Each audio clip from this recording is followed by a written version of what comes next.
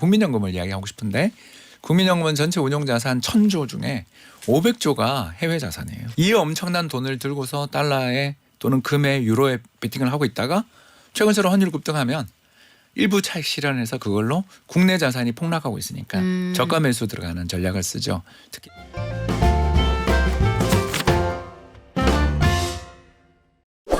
요즘 국내외 증시가 맞은 데 또 맞고 있는 상황입니다. 금리 인하 서두를 필요 없다. 필요하면 데이터가 원하면 금리 인상도 배제하지 않는다. 우리도 아는 얘기인데 증시 빠지는데 이런 얘기 왜 자꾸 하는 걸까요? 연준 인사들이 참 원망스러운 하루입니다. 그런데 이 와중에 이스라엘이 이란을 타격했다. 악재가 겹치고 있는 상황인데요. 국내외 증시 상황 어렵습니다. 이렇게 고난도 시장에 어떻게 대응하면 좋을지 프리즘 투자자문 홍춘욱 대표에게 물어보겠습니다. 안녕하세요. 네, 안녕하세요. 야, 오늘 오는 날이 장날이다. 오늘 진짜 어려운 날인데 마침 박사님 오셨어요. 오늘 장이 개장 때부터 어려웠는데 그거보다 쭉쭉 더 빠지고 있습니다. 지금 삼성전자 이러다 7만 원까지 가는 거 아닌가 싶고 하이닉스도 무섭게 빠지는데 일단요. 국내 증시가 어제도 오늘도 환율이 높은 건 마찬가지거든요. 뭐 10원 차이긴 합니다만 외국인들이 어제는 왜 샀고 오늘은 왜 이렇게까지 파는지 요거부터 좀 질문을 드려볼까요? 네, 어제 외국인 샀던 거는 그 전날 한국, 중국, 일본 재무장관들 또는 한미일. 예, 그리고 네. 중국도 중국도. 행동이 있었고요. 네. 그래서 아시아 국가들의 어떤 환율 공조에 따라서 환율의 급등세가 좀 진정될 거라는 기대가 시장을 제일 안정시킨 요인이었습니다. 1,490원에서 1,470원대로 떨어졌죠. 네, 그래서. 그렇습니다. 특히 그 중국인민은행의 고시 환율이 시장 예상보다 낮게 고시됐다. 그러니까 환율의 상승을 억제하겠다라는 듯한 태도로 해석이 됐고 여기 더 나가서 한미일 또 재무장관 회담 지금 IMF에서 네. 만났죠. 거기서 또 공조에 대한 의지들 이런 것을 보여준 게 외환시장 참가자들에게 좀 안도감을 줘서 그게 어제 안도 랠리였는데 오늘은 전날 밤 미연준 멤버들이 와, 입만 열면 무섭더라고요. 그러니까요. 뭐 금리 인상할 수도 있다라는 이야기를 평상시에는 그 이야기 들으면 그렇구나 하겠는데 미국 장이 나스닥이 5일 연속 빠지는데 그 이야기를 하니까 그러니까요. 연준 인사들이 기다렸구나. 좀 시장이 오르는 게 불편했구나. 이 사람들은 금융시장의 안정을 더 중시하기 때문에 현재 주가에 대해서 불편하게 느끼고 혹은 버블이라고 느끼고 있었구나. 이런 심증을 갖게 하는 말들이었고 그게 오늘 우리를 괴롭히고 있는 것 같습니다. 이 정도로 우리 때리고 나면 다음 주에는 좀 얼러주지 않을까요? 예, 저는 뭐 얼러주지 않겠나 생각하는 그렇죠. 게 그분들도 이스라엘이 설마 바이든 대통령 말 안 듣고 그러니까요. 예, 이란 이스파한 정말 역사 속에 고유적으로 유명한 정말 그 역사 공부하신 중동 역사 근대사 공부하신 분들에게 이스파한은 뭐 모를 수가 없는 그런 정말 오래된 도시인데 거기를 그렇게 폭격했다라는 아깝죠. 소식을 들으면서 정말 그러니까 경제적인 동인 이런 것보다 정치가 더 당장은 더 중요하다. 지정학이라는 것을 이해하기 위해서는 이 사람들이 경제적 이유로 그런 걸 하는 게 아니라 순전히 자신의 임기 연장 혹은 소송의 위험들을 막기 위해 저러는구나라는 것들을 우리가 이해할 필요가 있고 이런 것 때문에 투자가 이렇게 어려운 거다. 이 말씀을 좀 드릴 수가 있을 것 같아요. 그러니까요. 4월의 경제는 지정학을 빼놓고는 이해할 수 없는 그런 상황이라고 해석이 되는데 미국의 리더십이 이렇게까지 약화될 줄이야 이런 것도 확인을 하게 됩니다. 그리고 유럽은 먼저 금리 내리고 각자 도생이 시작될 것 같은데 미국장에서는요. 금리 인상 이야기까지 나오면서 S&P 500, 나스닥 5거래일 연속 하락을 했어요. 요런 장에서는 이 어떻게 하면 좋습니까? 네, 달러랑 금이 최고죠. 달러. 그리고 금. 달러와 금. 네, 왜 그러냐면 지정학적 위험이 부각될 때는 일단 이 두 자산입니다. 어쩔 수가 없는 게 금은 예전부터 이 통화 그리고 이제 71년 이후에 통화로서의 지위는 뺏겼지만 그래도 사람들 가슴속에 금은 안전해라는 어떤 좀 약간의 환상, 전설 같은 게 있는 거고요. 네. 사실 안전한 자산은 아닌데 요럴 때 일단 달려갈 데가 없을 때 금으로 달려가는 게 특성이고 두 번째 달러는 뭐 이제 기축통화니까 이 자산에 대해서 투자자들이 선호를 하다 보니까 우리 국내 투자자들에게 항상 우리 국내 주식을 가지고 있는 만큼 달러랑 금은 갖고 있는 게 필요하다. 왜 그러냐 하면 우리 오늘처럼 솔직히 저가 매수 기회 아닙니까? 아, 그렇죠. 3% 빠졌고 달러로 환산한 MSCI 그 미국 달러 인덱스 같은 경우는 올해 연중 이렇게 되면 저가로 다시 가거든요. 이 정도로 매력적인 레벨이 왔는데 우리가 현금이 없으면 살 수가 없거든요. 보이는데 결과가 그렇죠. 보이는데. 또 말씀하신 것처럼 네. 삼성전자 뭐 다시 7만 원 간다 그러면 사실 사야 되는 건데 그 우리가 못 사는 이유가 뭐냐면 우리가 올인하고 있기 때문에 못 사는 거고 더 나아가 우리 원화는 이럴 때 안타깝지만 그 추풍 낙엽이잖아요. 힘을 못 쓰죠. 예, 그래서 네. 보유하고 있는 자산이 달러랑 금으로 분산돼 있었다면 그걸 좀 팔아서 오늘 같은 날 1,400원 될 때 환율 1,390원 갈 때 그렇죠. 기분 좋게 좀 차익 실현해서 그걸로 저가 매수한다 생각하면 얼마나 대응이 쉬울 텐데 우리 이제 그게 좀 어려운 나라다 보니까 우리나라 금융시장에서 주식은 일종의 이제 반찬이거든요. 반찬이다. 그럼 밥은 뭐예요? 예, 부동산이죠. 밥은 부동산. 예, 저도 뭐 투자 자문사 하고 있습니다만 네.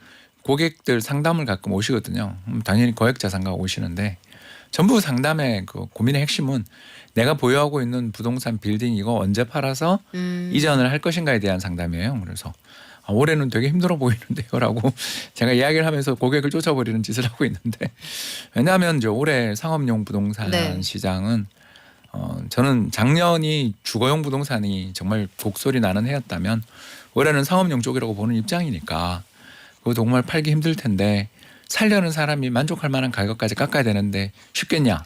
올해는 쉽지 않다. 예, 그런 이야기를 하다 보면 자연스럽게 그분들이 그렇게 부자인데도 유동자산 면에서는 좀 되게 힘드신 거죠. 묶여 있으니까 돈이. 예, 그러다 보니 금융자산은 굉장히 자산의 일부에 불과한데 그 금융자산 중에서 일부 중에 또 대부분은 예금이니까. 아. 예, 그러니까 이제 주식이나 코인은 어떤 용이냐면 긁어볼 만한 복권이라고 생각하며 샀다가 잘 안 되면 원화 채굴 열심히 해야지 하면서 이제 다시 이제 끼니를 줄이거나 도시락으로 돌아가는 우리가 이런 패턴이 네. 끊임없이 반복되잖아요. 그러면서 주식에 대해서 투자자들이 장기적 관점이라기보다는 테마를 따라가는 거고 오늘 같은 날은 그 시장에 충격이 주는 요인이 나오면 사야 될 텐데 사실 쌀 때 사야 되는데 팔거든요. 외국인이나 우리나 다 시장이 같이 몰려다니는 이른바 이제 저희들이 양떼 행동이라는 걸 네. 하게 되는 거죠. 양은 두려움이 되게 많은 동물이라서 한 마리가 도망가면 다 도망간대요. 그러다가 절벽에서 떨어지기도 하고. 떨어지시면 안 됩니다, 여러분. 예, 지금 근데 이럴 때는 버텨야 되는 시기죠. 박사님, 이럴 때 금도 있고 달러도 있으면 걱정이 없죠. 그런 분들은 아마 알아서 미리 움직이셨을 텐데 문제는 우리는 금도 없고 달러도 없어요. 금도 아마 이 정도 올랐으면 진작에 갖다 파셨을 테고 제 예상은 그렇습니다. 저도 팔았어요. 근데 지금 국내장에 좀 빠지는 것 같아서 그제 뭐 어제 이렇게 들어가셨어도 그때보다도 많이 빠졌단 말이에요. 그렇죠. 이런 장에서는 대응을 어떻게 해야 됩니까? 일단 지금 총탄이 막 날아오고 있잖아요. 네, 저는 이런 장에서는 버티기 모든 거고 그냥 가만히 있는다. 최선을 다해서. 최선을 다해서 사야 되는데 못 사니까. 못 사면 가만히 예, 지금 있는다. 가만히 있어야 되고 하나만 좀 점검을 부탁드리고 싶은데 네. 자기가 보유하고 있는 종목의 신용융자 잔고 비율을 꼭 체크하십시오. 빚내서 들어오는지. 예, 그러니까 그런 분이 많은 종목들은 죄송합니다. 위험 관리가 필요하고요. 제가 이제 한 1년 만에 또 이야기를 드리게 됐네요. 그렇죠. 그러게요. 예, 작년 여름에 제가 박연미 앵커랑 이야기하면서 B2 청산이 있기 때문에 우리는 미국보다 좀 더 조정이 길어질 겁니다. 이런 이야기를 우리가 들었던 기억이 나는데. 그렇게 하시고 가을에 실제로 어려웠죠. 예, 그리고 네. 이제 10월 17일 미국이 반등하고 우리는 한 열흘 있다 올랐는데요. 물론 이제 그 하마스 전쟁 때문에 그랬던 네. 거고요. 근데 이제 그 과거 이야기해봐야 소용없고 지금 다시 말씀드리자면 외국인 지분율이 높고 그리고 더 나가서 수출 비중이 높은 기업들은 저는 홀딩. 왜? 환율 올라가고 나면 그 뒤에 이익이 늘어날 수밖에 없는 구조를 갖고 있는 게 한국의 특성이에요. 그래서 올해 다 한 1,300원 초반 받거나 하반기는 1,200원대 받는데 지금 1,400원이다. 그러면 일단 삼성전자만 해도 환율 100원 올라가면 보통 8조에서 12조 정도의 이익 추가가 예상되거든요. 그렇죠. 왜냐하면 매출 대부분이 해외니까. 또 삼성전자는 환했지 안 하거든요. 그런 것들을 생각해 보신다라면 이걸 버텨야 되는 시장인데 이제 문제가 못 버티는 주식들이 B2를 갖고 있는 많은 비중이 되는 기업들은 좀 조심하셔야 된다. 오늘 한번 점검해 보시라 네. 말씀드리고 싶습니다. 그 사용하시는 MTS 같은 거에 신용 맞습니다. 얼마나 들어와 있는지 항목별로 보실 수 있고 거래 금액, 거래량도 나오거든요. 얼마나 시장에서 관심이 가는 그런 종목인지 이것도 확인해 보시면 될 것 같습니다. 어제도 반도체 어려웠는데 오늘도 어렵다 이 얘기를 들을 수밖에 없는 상황이에요. ASML의 실적 부진. 이 중국 말고는 뭐 중국에서도 장사 썩 이런 반응들이 좀 나오는 것 같은데 ASML 실적 나오고 나서 시장의 반응 요거 한번 점검을 해볼까요? 예, 좀 과민하다. 그러니까 지나치다. 장이 빠지는 중이라 괜히 악재도 아닌 걸 악재라고. 아 자라보고 놀란 가슴 소뚜껑 보고 놀란 예, 거예요? 왜냐하면 작년 4분기 실적이 이상했어요. 작년 4분기가. 예, 저희들 ASML에 대해서 적어도 이쪽 시장을 계속 보는 사람들은 ASML을 추천하기는 좀 어려웠거든요. 왜 그러냐면 작년 4분기 실적에서 전체 ASML 매출의 40% 이상이 대중국향 매출이었어요. 중국이 막힐까봐 미리 막 사들였군요. 그렇죠. 그런데 이제 그걸 올해 1월에 미국이 바이든 행정부가 ASML 그리고 네덜란드 정부한테 공식적으로 경고했잖아요. 그렇죠. 팔지 말아라. 예, 그게 지금 이번에 나온 거고 이거보다 더 줄게 돼 있거든요. 그래서 이번에는 30% 정도로 줄었고 앞으로 장기적으로 볼 때 10% 미만으로 가게 될 텐데 극초자외선 쪽은 아예 이제 안 되고 그 밑에 거도 이제 이번에 막혔거든요. 그렇게 보면 ASML의 매출 감소나 실적 둔화는 작년 실적이 너무 좋았던 게 어떻게 보면 시차 효과였고 올해는 나빠지는 거고 그 나빠질 걸 감안해서 실적을 봐야 되는 거지. 저는 충격받을 만한 요인은 아니었다고 보는데 왜 그렇게 시장은 예민한가? 결국 지금 중동발 분쟁 등으로 인해서 시장이 되게 변동성이 큰 상황에서 어디가 두들겨 맞을까? 그러면 최근에 많이 오른 데가 맞게 돼 있거든요. 네. 그렇다면 많이 오른 데가 어디냐 하면 엔비디아부터 시작해서 AMD가 많이 올랐단 말이에요. 거기에 좀 초조하거든요. 많이 올랐는데 누가 발을 뺄 것인가에 대한 눈치 게임을 하고 있는데 ASML이 이제 눈치 없는 실적을 보였다. 눈치 없는 실적을 내놓았다. 작년에 너무 눈치 없게 실적을 네. 냈으니까. 하긴 생각해보니까 삼성전자도 우리가 과거에 코로나19 당시에 이상할 정도로 수요가 단기에 급증하니까 그때 주가 확 올라갔다가 그 뒤로 고전했잖아요. 맞습니다. 뭐 비슷한 상황처럼 보이는데 엔비디아 주가가 여기까지 내려가는 거야 싶을 정도로 꽤 많이 빠졌습니다. 950불 위로 올라갔다가 이제는 800달러 초반까지 내려와 있는 상황인데 앞으로 전망 어떨까요? 가을을 보고 살아. 가을을 봐라. 예, 왜냐하면 냉정하게 우리 지지난주인 것 같은데 박은미 앵커하고 버블의 세 가지 징후 이야기를 하면서 그렇죠. 조금 특히 트럼프의 SNS가 그렇게 오르는 건 무섭다. 이건 정말 좋은 징후가 아니다. 그러다가 또 무섭게 빠졌죠. 예, 이제 네. 그 말씀을 그때 제가 드리면서 부동산 시장이든 주식 시장이든 모든 자산 시장에 가장 무서운 징후 중에 하나가 뭐냐면 이게 말이 안 되는 가격에 자꾸 들어오기 시작하면 우리도 고분양가 말도 안 네. 되던 고분양가가 완판되던 시절이 제일 지나고 보니까 무서운 시절이었잖아요. 3년 전. 네. 예, 그렇습니다. 특히 아파텔 열풍까지. 아 맞아요. 예, 그런 걸 우리가 보면서 좀 말이 안 되는데 싶은 게 그때 안타깝게도 레딧하고 그 둘이 들어온 게 이번 장에 일단 조정 신호인 거고요. 거기에 이제 조정 신호가 기간 조정이 있고 가격 조정이 있었는데 운이 없는 거죠. 예, 네타냐후 총리가 저렇게 몰린 상황인 줄 우리는 몰랐던 거죠. 아니 안 그래도 거기서는 그 조기 총선에서 내각을 바꾸자는 얘기가 막 나오고 있어서 아주 강경일변도로 계속 갈 참이더라고요.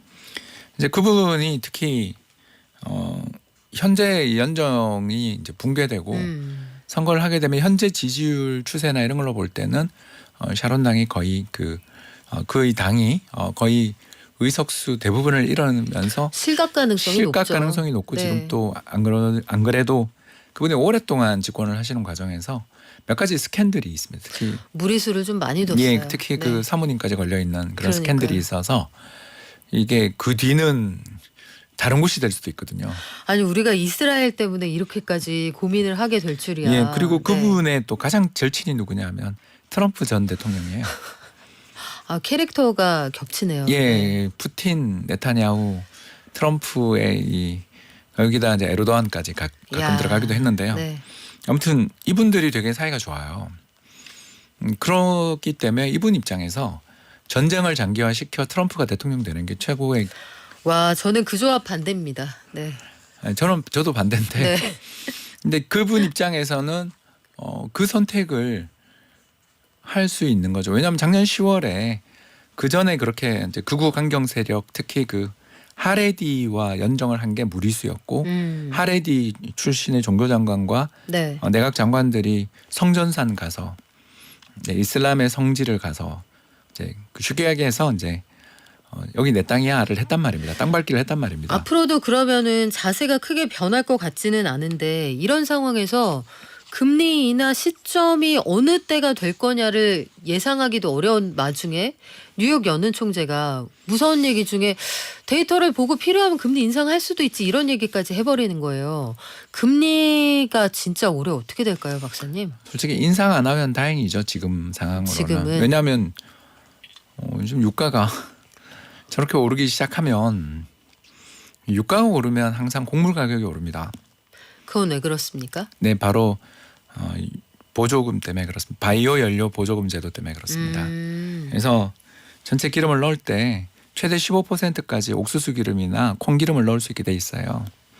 그러니까 국제 유가가 오르고 디젤유가 오르고 휘발유가가 오르면 콩기름과 그리고 옥수수 기름에 대한 수요가 생기고요. 그러면 전 세계 곡물 재고가 감소합니다. 기름용으로 그러니까 연료용으로 쓰여야 되는 예, 곡물이 선진국들의 늘어나니까. 부자들이 전 세계의 빈민들을 굶주리게 만드는 인간이 만들 수 있는 최악의 제도라고 저희들은 경제학자들은 이야기합니다만 폐기되기 어렵습니다. 이 제도가. 네. 바이오연료 보조금 제도가 왜 폐기되지 않냐면 미국의 스윙 스테이트들이 여기에 굉장히 밀접한 연관을 맺고 있습니다. 거기 뭐 콘벨트 이런 데들이 그렇습니다. 네. 프레이리가 되겠죠. 이 지역에 계시는 분들은 인구는 적은데 똑같은 상원 의석수는 2개입니다. 따라서 우리 예전에 웨스트 버지니아 네, 그분 때문에 얼마나 다들 그분 한마디 한마디에 시장이 벌벌 떨었던 거 기억나실 겁니다. 그런 것처럼 생각나네요. 예, 네. 스윙 스테이트에 계시는 상원 의원들 입장에서는 그 몇백만 안 되는 몇십만 안 되는 농장주들의 이익을 보호할 수밖에 없기 때문에 이 법안을 만들기가 어려워서 그렇지 만들어 놓으면 폐기는 사실상 불가능에 가까운 거죠. 이게 파퓰리즘이죠. 그 결과 유가가 오르면 이제 자동으로 곡물 가격이 뜨게 돼 있다. 그러면서 이 곡물 가격 연쇄적인 파동이 이루어지면 재작년 다들 외식 물가 올랐던 거 기억나시잖아요. 그렇죠. 그게 또 연쇄적으로 영향을 미칠 수가 있기 때문에 만일 제가 아까 정말 소름 끼치는 이야기였습니다만 그가 정말 트럼프의 당선을 기다리며 버티기 모드로 들어가게 된다면 중동발 지정학적 리스크들이 더 부각된다라고 하면 이제 누적되면 사람들이 그 인식이 좀 둔화되고 첫 번째 사건에 대한 반응과 두 번째 사건에 대한 반응이 다르기 때문에 그렇죠. 점점 더 하반기로 갈수록 이 영향은 중화될 거라고 생각해서 저는 하반기에는 괜찮아요를 말씀드린 거지만 이 전망은 일단 중립적인 전망을 갖고 말씀을 드린 거니까 와 무서워. 그 부분 가지고 네. 그 부분 가지고 참고하시면 좋을 것 같습니다. 야 올해 그러면 우리가 맷집을 키우고 역치가 그 생각까지 해야 되는 그런 상황이군요. 그러면 국내에서는요. 전 세계가 이렇게 돌아가고 있는 와중에 오랜만에 그 저 PBR주 랠리 등으로 해서 올라갔던 그 국내 증시가 정말 말씀하신 것처럼 추풍 낙엽처럼 팍팍 떨어지고 있습니다. 이럴 때는 버티는데요. 투자 자문사를 전업 투자자시잖아요. 우리 박사님은. 전문 투자자죠. 전문 투자자.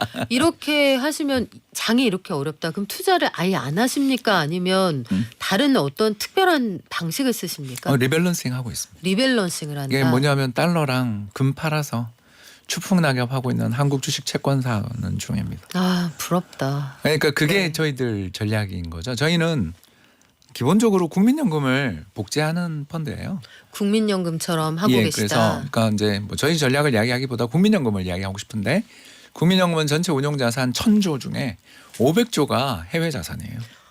그렇군요. 예, 그래서 달러로 환산하면 4천억 불이 넘는 어마어마한 돈을 가지고 있는 국부 펀드들 웬만한 국부 펀드보다 훨씬 많은 돈을 가지고 있어요. 4천억 불이요? 예. 거의 외환 보유고 맞먹네요. 예, 외환 보유고는 4,130억 불이니까 네. 그보다 조금 적습니다. 이 엄청난 돈을 들고서 달러에 또는 금에 유로에 베팅을 하고 있다가 최근처럼 환율 급등하면 일부 차익 실현해서 그걸로 국내 자산이 폭락하고 있으니까 저가 매수 들어가는 전략을 쓰죠. 특히 요새는 이제 부동산도 많이 하겠죠. 네. 이런 식으로 하다가 또 반대로 2021년처럼 환율 1,100원 밑으로 내려가고 종합주가지수 3,000 넘으면 한국 주식 팔아서 저평가되어 있는 달러 자산과 금을 사죠. 그러니까 이런 식의 리밸런싱 전략을 쓰게 되면 경제 전체에 충격이 올 때 오히려 돈을 벌 수 있습니다. 왜냐하면 저가 매수하니까. 그러면 이번을 교훈 삼아서 저희도 그렇게 준비를 한번 해볼게요. 그리고 시간이 남은 동안은 부동산 얘기를 좀 여쭤보고 싶은데 부동산 말씀을 지금 왜 드리냐면 주거용 부동산 시장의 통계가 살짝 분위기가 달라지는 게 있어요. 서울 아파트 가격 상승세가 4주 연속 이어지고 있다. 또 거래량도 좀 늘어나서 3월에 한 4천 건 될 것 같다 이런 얘기 나오거든요. 지금이 들어가기 적절한 시점 맞습니까? 박은비 앵커가 이 질문을 한 달을 기다리셨죠. 예, 저는 좋은 타이밍이라고 보는 입장인 네. 거죠. 왜 그러냐면 이제 아까도 서두에 잠깐 이야기를 하다 말았는데 작년이 우리나라 주거용 부동산 시장의 최악의 시기였고 올해는 이제 상업용으로 가는 시기입니다. 왜 그러냐면 어느 나라나 마찬가지입니다만 주거용 부동산에 상업용 부동산이 후행합니다. 그런 특성을 지니고 있어서 그렇거든요. 그럼 주거용은 작년에 바닥을 찍었다고 보시는 저는 거네요? 작년 2월이었다. 이렇게 보는데 이제 그 뒤 반등이 약했던 거죠. 네. 반등이 약했었는데 이제 반등이 올해는 좀 나오지 않겠냐라고 생각하는 근거는 두 가지입니다.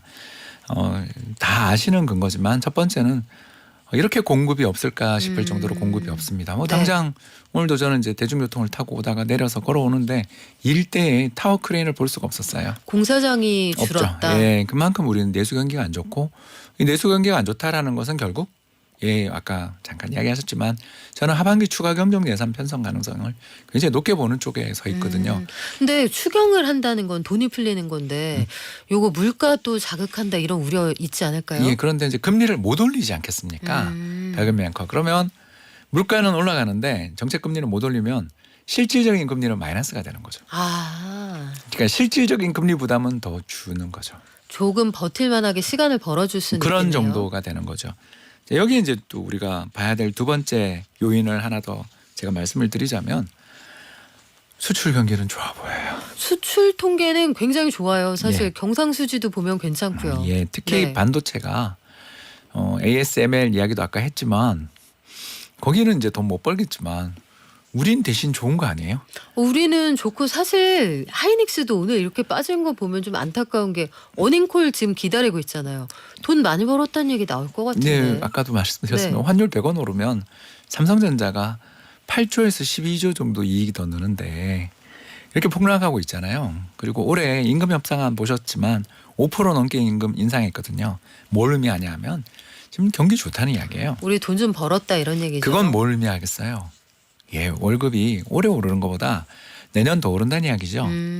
인센티브가 연말에 나온다는 이야기죠. 그렇죠. PSPI가 나온다는 얘기죠. 결국 우리 경기가 지금 어떤 상황이냐면 양극화다.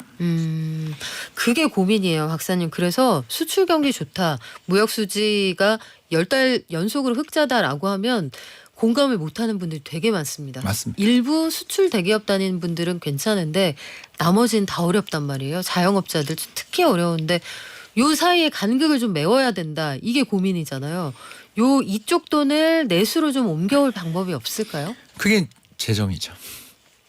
아니, 저는 작년도 대단히 심각한 긴축이었다고 평가했고 그렇죠. 네. 그리고 올해 예산안도 말도 안 되는 긴축 예산안이라고 저는 보거든요. 올해 예산안을 잘못 짰어요.